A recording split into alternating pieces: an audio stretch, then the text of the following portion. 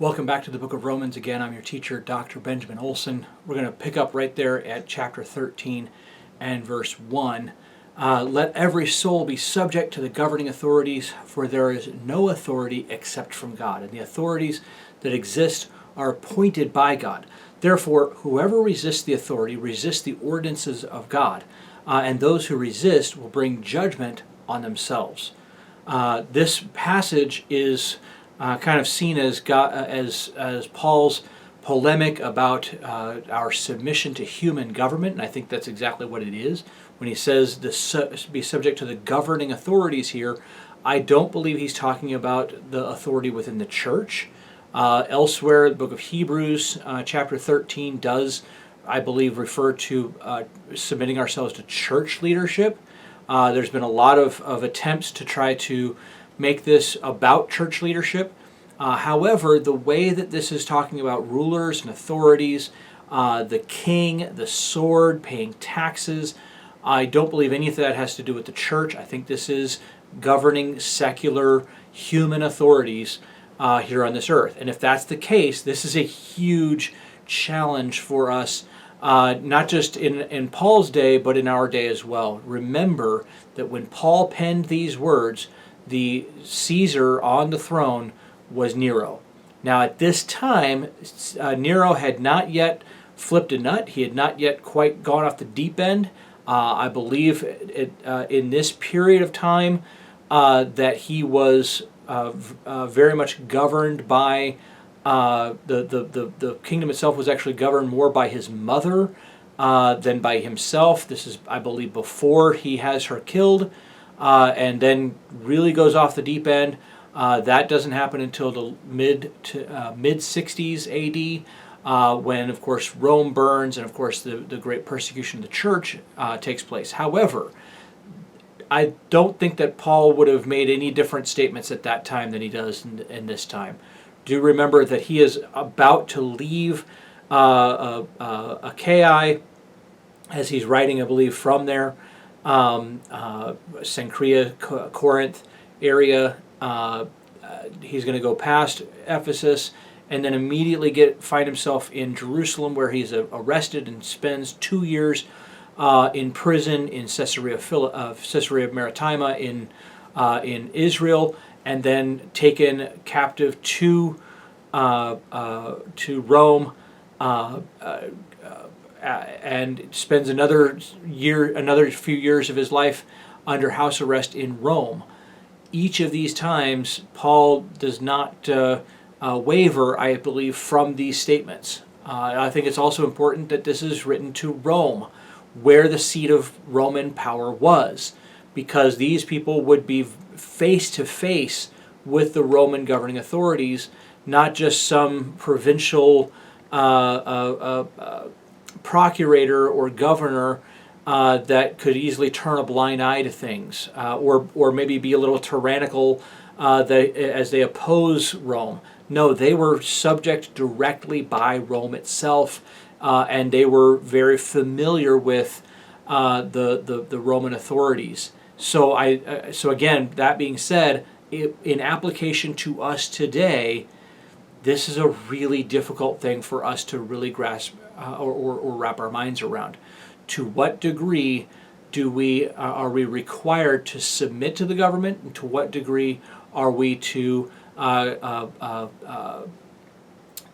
exercise civil disobedience and that type of thing?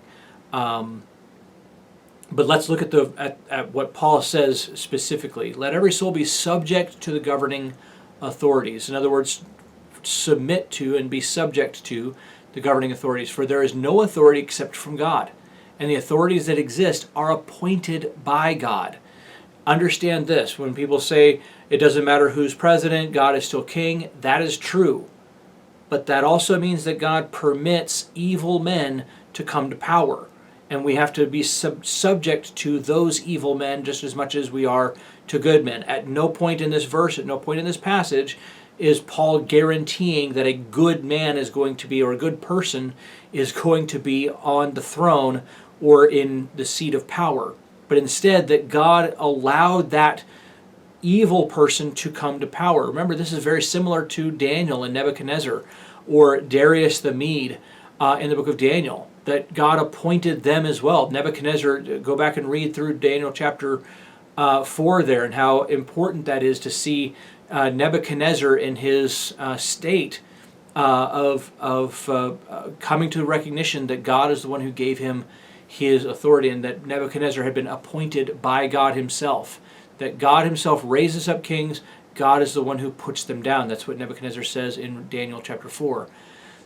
Therefore, whoever resists the authority resists the ordinance of God.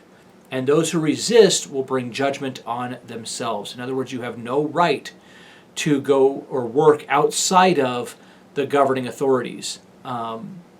We cannot resist the human governing authorities, because in effect we're actually resisting God himself, since he was the one who gave them that authority.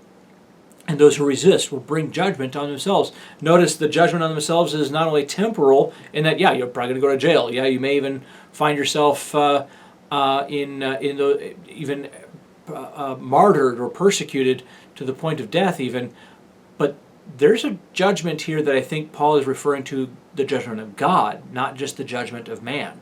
Because God is one who instituted the authority. I think there very well may be people who think, "Oh, I'm being persecuted. I'm being persecuted." No, you're just being a jerk, and you're disobeying the law, and you're just making more trouble for yourself and others. I think he says there's a punishment for that. We were really tested with that with COVID, and with do we shut our churches down? Do we open them up? And a lot of churches we're going to defy this ruling of government. Really needed to go back to Romans chapter 13. Because if the government gives you a directive, now if the government was saying don't preach the gospel, I could understand that, and I think what that all hinged on was that they would say, well, Christ says, or the book of Hebrews says, that we should not forsake the gathering of ourselves together. Problem is that doesn't mean in your church building. That means yourselves, as in believers, fellow believers, come together. You don't have to have 1,000 people, 5,000 people in one building to do that. Christ said, when 2 or more are gathered in my name, there I am in their midst. So no, you don't need to have 15, 20, 18. The numbers don't matter, right? If you're resisting the authority, you're resisting God himself, and there's a judgment for that. For rulers are not a terror to good works. Right? That's not their point. They're not trying to persecute people for doing good things, but to evil. Do not. They're there to punish evil. Do you want to be unafraid of the authority? Then do what is good, and you will have praise from the same. Again, that doesn't mean that you're never going to be thrown in jail for preaching the gospel. Paul obviously not only would be soon, but he had been before. So obviously he knows that, but in other words, don't break the laws in order just to break the laws, and then point to your Christian faith and say, well, now I'm being persecuted. If you drive over the speed limit, I don't care if you're going to church or late to church. If you get pulled over, you submit yourself to that police officer. He needs to do his job to secure the roads and make sure people are safe. This, I think, is really a problem in the African American community, where many times people are being encouraged to defy police officers and the reason why police officers pull over black people is because they're racist. No, well, most of the time, yes, there are racist cops. I won't deny that. Sometimes there are racist cops, but by and large, they're pulling you over because you're speeding, or because you have drugs, or because you're whatever it is. And so, anyway, you see where I'm going with that. If you do what is good, if you do what is right, you'll have praise rather than being persecuted by them. For he is God's minister to you for good. If you think of that as you submit to authorities, not just the governing authorities, but any authority in your life, your boss at work, he or she is God's minister to you for good. You say, well, what if they're a bad person? What if they're a jerk? What if they're what? That doesn't matter. That's not what Paul's point is here. In fact, sometimes that good for you is for you to submit yourself to that person so that you can learn submission to authority. He says, but if you do evil, be afraid, for he does not bear the sword in vain, for he is God's minister and avenger to execute wrath on him who practices evil. And yes, in fact, you can see all the stuff on my bookcase back there. I'm a huge fan of the Marvel's Avengers, and no, that did not fall on deaf ears. Yes, in fact, I think that Paul is referring to the actual Avengers here. No, I'm just kidding. No, he is an avenger to execute wrath on him who practices evil. Those who do wrong things get punished by the governing authorities. Therefore, you must be subject not only because of wrath, but also for conscience sake. All right, you have to live with your own conscience. Okay. Yes, there are times when people are persecuted because of their faith and they're thrown in jail, but you have to live up to your own conscience. If you believe that you did what is right and you feel like you're being persecuted, then you have your conscience to clear you of that. If you are not, understand that the Holy Spirit will prick your conscience and you'll recognize that you are actually the one that was wrong. Verse 6, for because of this you also pay taxes, for they are God's ministers attending continually to this very thing. Again, paying taxes is probably one of the biggest problems in the church, particularly within the church that deals with tax exemptions. And I think a lot of churches are in severe violation of a lot of tax code, and if the IRS wanted to come in and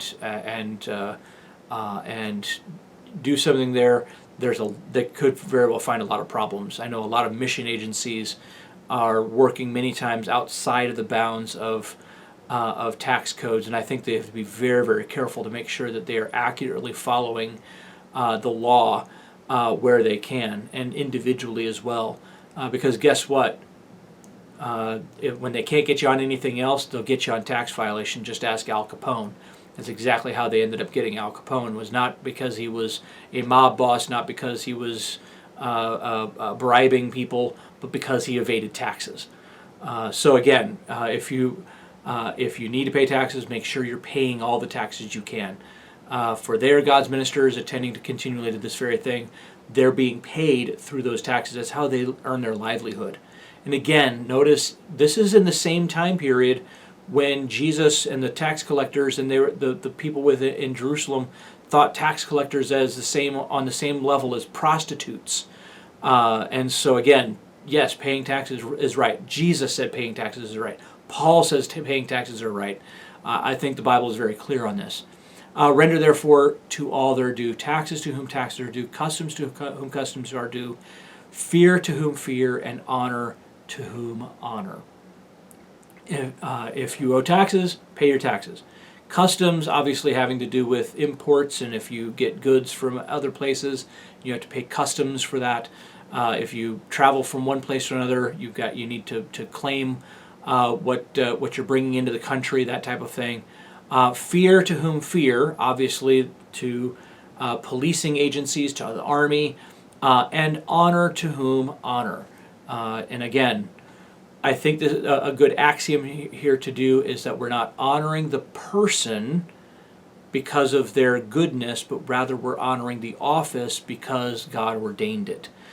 So in other words, you don't have to necessarily like the president that you have, whether your guy is in office or the other guy got in office, whichever one happens to be in office. You give honor to the office of that president. You give honor to whom honor is due. And so, things like kneeling for the national anthem, or not standing for the national anthem, or things like that. The flag for which that stands, the soldiers who died on the battlefield for that, it's entirely inappropriate, and I believe anti-biblical. to not stand, to not honor those who are deserving of honor. Not because of their person, not because of their character, but rather because of their office. And again, I think that sums up Paul's entire point here in our dealings with human government. We'll finish up chapter 13 in the next video.